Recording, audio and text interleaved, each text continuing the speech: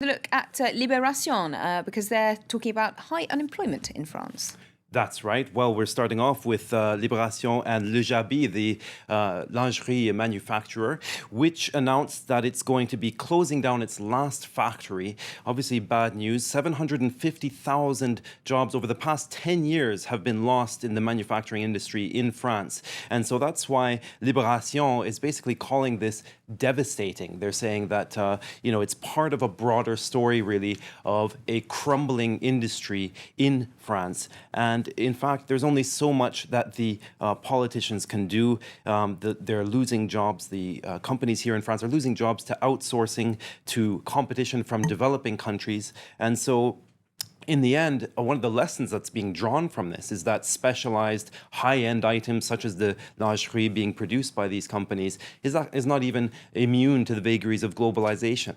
And that cockerel there, perhaps not singing quite as loudly as it used to, unfortunately. No, we're hearing less and less made in France these days. Indeed. And that's not a world away, Carl, from the news that we heard of Kodak filing for bankruptcy earlier on this week. And links are being made by the French press about that. That's right. The Kodak is, for a lot of people, a source of nostalgia. They made some of the first automatic cameras. They were, in the back scenes of so many people's lives. And so some people will be quite wistful about the looming disappearance of a big part of the company, if not its looming decline in the US. Now, the lesson being drawn by Les Echos, as we'll see here, is that, in fact, there's no need to be lamenting the decline of these big companies. In fact, we should kind of rejoice, I suppose, in some of the creative destruction of capitalism, because for every major company that falls, for every big company that declines, there are many small companies, little startups that emerge in their wake. And so they're saying in France, what's missing, that we've had the headlines across over months and indeed a couple of years now of banks in crisis. But in fact, what they're saying in Les Echos is that a big part of the crisis in France is a lack of ambition and entrepreneurial spirit. And that's what they should be focusing on more.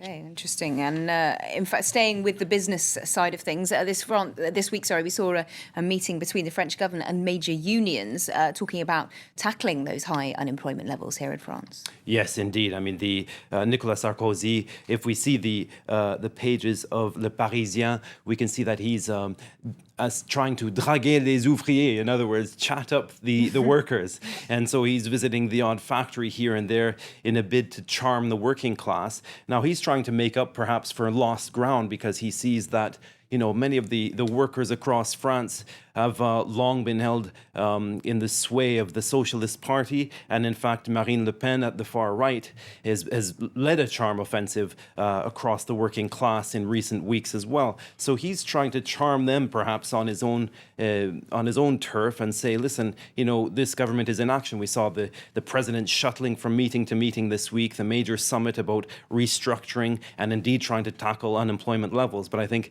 as we're seeing in these stories, there's only so much the president can do.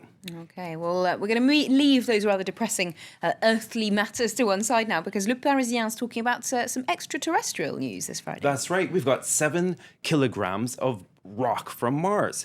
Now, we didn't know this for the many weeks that it was being studied. American scientists were devoting some time to finding out where it all came from. Now, in fact, it fell to Morocco this past summer, and it was one of the hundreds, really, of bits of rock that fall into the Earth's orbit every year. Now, what happens, though, of course, is it's coming from all kinds of places in the solar system. And what's happening now is that we're seeing only 2% of it is coming from Mars or Jupiter, the neighboring planets. And what's interesting, however, is the estimated amount of time. One astrophysicist said, we can estimate the amount of time it took for that bit of rock to get to planet Earth. Can you guess how long? I don't even know. It's several light years, I'm assuming, several million perhaps. Well, it wasn't very precise. In fact, the astrophysicist said roughly between a few thousand and a few million years. Okay, so I was perhaps on the right track there. Brilliant. Thank you very much indeed, Carl, for that look at all today's top newspaper stories. Well, let's get a reminder now of our top stories.